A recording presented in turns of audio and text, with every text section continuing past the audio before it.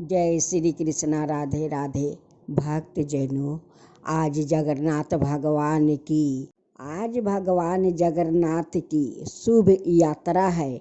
अब पुरी में आज धूमधाम से जगन्नाथ भगवान का उनकी स्वागत होता है, तो इस वीडियो को जरूर देखिएगा। तो भक्त जनों, इस वीडियो में आप सुनेंगे जगन्नाथ भगवान की शुभ यात्रा जानकारी और साथ में सुनेंगे जगन्नाथ भगवान का पूरा रहस्यो।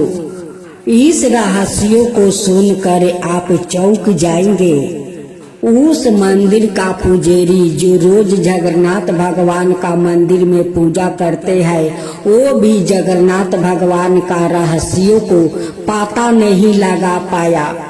जगन्नाथ भगवान का प्रतिमा को बदलते समय पुजारी के आंख पर क्यों पट्टी बांधी जाती है, इस रहस्यों को जरूर सुने और समझे कि इस रहस्य का क्या अर्थ है। जय श्री कृष्णा। राधे राधे। भक्त जनों, आज आप सुनेंगे जगन्नाथ भगवान की पहली कथा।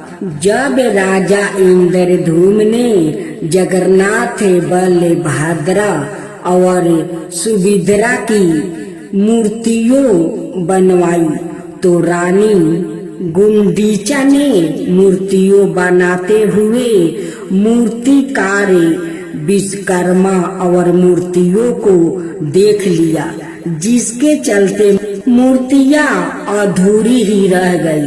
तब आकाशवाणी हुई कि भगवान इसी रूप में स्थापित होना चाहते हैं। इसके बाद राजा ने इन्हीं अधूरी मूर्तियों को मंदिर में स्थापित कर दिया। उस वक्त भी आकाशवाणी हुई कि भगवान जगन्नाथ साल में एक बार अपनी जन्मभूमि मथुरा जरूर आएंगे। स्कंद पुराण के उत्काल खंड के अनुसार राजा इंद्रधूम ने आषाढ़ शुक्ल पक्ष तृतीया के दिन प्रभु के उनकी जन्मभूमि जाने की व्यवस्था की। तभी से यह परंपरा रथ यात्रा के रूप में चली आ रही है। अब दूसरी कथा भी, जिसके अनुसार सुभद्रा के द्वारका दर्शन की इच्छा पूरी करने के लिए श्री कृष्णा और बलराम ने अलग अलग रथों में बैठकर यात्रा की थी। सुभद्रा की नगर यात्रा की स्मृति में ही यह रथ यात्रा पुरी में हर साल होती है। इस रथ यात्रा के बारे में स्कंद पुराण, नारद पुराण, पद्म पुराण और ब्रह्मा पुराण में भी बताया गया है। अब तीसरी कथा। एक बार राधा रानी कुरुक्षेत्र में श्री कृष्णा से मिलने पहुंची और वहां उन्होंने श्री कृष्णा से वृंदावन आने का निवेदन किया। राधा रानी के निवेदन को स्वीकार करके एक दिन श्री कृष्णा अपने भाई बलराम और बहन सुभद्रा के साथ वृंदावन के द्वार पहुँचे, तो राधा रानी गोपियों और वृंदावन वासियों को इतनी खुशी हुई कि उन्होंने तीनों को रथ पर विराजमान करके उसके घोड़ों को हटाकर उस रथ को खुद ही अपने हाथों से खींचकर नगर का भ्रमण कराया। इसके अलावा वृंदावन वासियों ने जग के नाथ अर्थात उन्हें जगन्नाथ कहकर उनकी जयकारा की।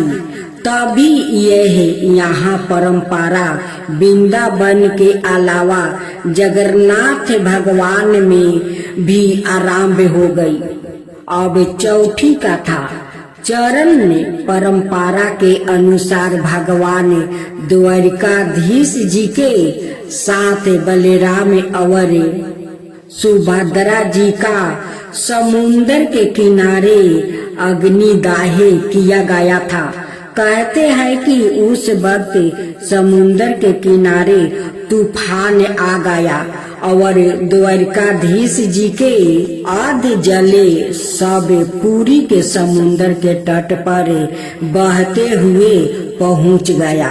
पुरी के राजा ने तीनों शवों को अलग अलग रथ में विराजित करवाया और पूरे नगर में लोगों ने खुद रथों को खींच कर घुमाया और अंत में जो दारू का लकड़ी शवों के साथ तैर कर आई थी उसी से पेटी बनवा कर उन शवों को उनमें रख कर उसे भूमि में संपीड़ित करवा दिया। इस घटना की स्मृति में ही आज भी इस परंपरा को निभाया जाता है। चरणों की पुस्तक में इसका उल्लेख मिलता है। 2025 से पुराणों में जगन्नाथ धाम की काफी महिमा है। इसे धरती का वैकुंठ भी कहा गया है और पुरी को पुरुषोत्तम पुरी भी कहा जाता है। यह हिंदू धर्म के पवित्र 4 धाम बद्रीनाथ, द्वारिका, रामेश्वरम और जगन्नाथ पुरी में से एक है। इस बार जगन्नाथ रथ यात्रा की शुरुआत इस बार 27 जून से होने जा रही है और इसका समापन 5 जुलाई को होगा। पंचांग के मुताबिक हर साल ओडिशा के पुरी में जगन्नाथ रथ यात्रा आषाढ़ मास के शुक्ल पक्ष की तिथि से शुरू होती है। यह भयारथ यात्रा भगवान जगन्नाथ, उनके भाई बलभद्रा और बहन सुभद्रा को समर्पित है। अब सुने जगन्नाथ भगवान की कहानी।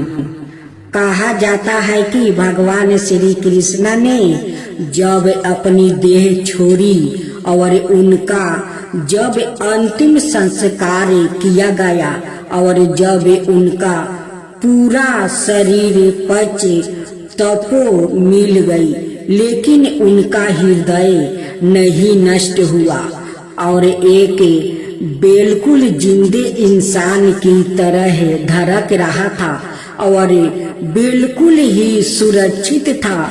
और यह बात बहुत कम लोगों को पता होगा कि आज भी यह हृदय बिल्कुल सुरक्षित है, जो कि जगन्नाथ भगवान की काठ की मूर्ति में बसा हुआ है और धड़कता रहता है। जब भी भगवान जगन्नाथ मंदिर की सफाई होती है तो वो सोने के बने हुए झाड़ू से होती है। भगवान जगन्नाथ को कलियुग का भगवान भी माना जाता है। उड़ीसा के पुरी में भगवान जगन्नाथ जी अपनी बहन सुभद्रा और भाई बलराम के साथ विराजमान है, परंतु भगवान जगन्नाथ से जुड़े हुए बहुत से ऐसे भी रहस्य है जिसका आज तक कोई पता नहीं कर सका। जगन्नाथ भगवान की प्रतिमा हर 12 बरस बाद बदल दी जाती है और जब प्रतिमा को बदलना होता है तो पुरी में हर जगह की लाइट बंद कर दी जाती है। मंदिर का चारों तरफ सोना से सजाया जाता है ताकि कोई भी व्याकृत मंदिर में घुस न पाए। मंदिर में भी पूरी तरह से अंधेरा रहता है और पुजारी के आंखों पर भी एक पट्टी बांध दिया जाता है और पुजारी अपने दोनों हाथों में दस्ताने पहनाकर पुरानी मूर्ति में से एक ब्रह्मा आभूषण निकाल कर नई मूर्ति में डालता है। यह आभूषण क्या है आज तक कोई पता नहीं लगा सका है और हजारों बरस से एक मूर्ति से दूसरी मूर्ति बदल करते रहते हैं। यह एक ऐसा अलौकिक आभूषण है जिसको पूछने पर इंसान का पूरा शरीर भस्म हो जाता है। माना जाता है कि इसका संबंध भगवान श्री कृष्ण से है। जब जगन्नाथ भगवान की प्रतिमा बदली जाती है तो उसके साथ साथ मंदिर के हर प्रतिमा को बदल दिया जाता है। प्रतिमा तभी बदले जाता है कि जब आषाढ़ के 2 महीने आते हैं। वैसे ऐसा 12 से 14 सालों में एक बार होता है। जब ऐसा होता है तो इसे 9 कलेवर कहते हैं।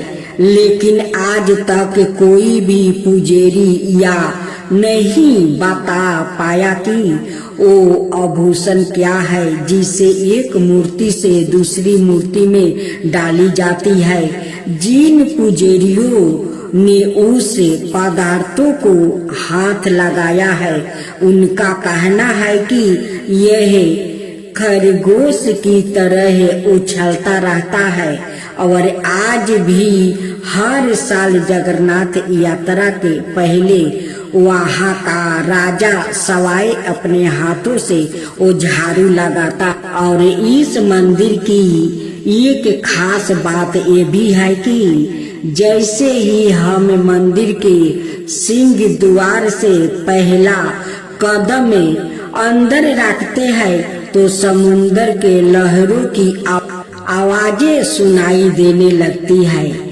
जबकि जैसे ही मंदिर से एक कदम बाहर रखेंगे समुंदर के लहरों की आवाजें तेजी से कानों में सुनाई देने लगती है। अक्सर मंदिरों के ऊपर पंछी बैठे हुए दिखाई देते हैं, परंतु जगन्नाथ मंदिर के ऊपर से कोई भी गुजराता हुआ नहीं दिखाई देता है और मंदिर पर लगा हुआ वो झंडा हमेशा हवा के विपरीत दिशा में लहराता है और पूरे दिन किसी भी समय भगवान जगन्नाथ मंदिर के मुख्य शिखर की परछाई नहीं बनती है। मंदिर के लगभग 45 मंजिले ऊपर लगे झंडा को प्रतिदिन बदला जाता है, क्योंकि ऐसा माना जाता है कि अगर एक दिन भी यह नहीं बदला गया तो मंदिर पूरा 18 सालों के लिए वो बंद हो जाएगी। और मंदिर के शिखर पर एक सुदर्शन चक्र लगी हुई है जिसको हर दिशा से देखने पर उसका मुख आपकी तरफ भी दिखाएंगे। मंदिर के प्रसाद जब बनता है तो उसको पकाने के लिए एक के ऊपर एक बर्तन रखा जाता है और नीचे लकड़ी की आग लगाई जाती है और सबसे ऊपर रखे हुए बर्तन का प्रसाद सबसे पहले पकता है। जगन्नाथ भगवान मंदिर में कभी प्रसाद घाटा नहीं है और सबसे आश्चर्य की बात ये है कि मंदिर के कपट जब बंद होते हैं तो प्रसाद भी अपने आप समाप्त हो जाता है।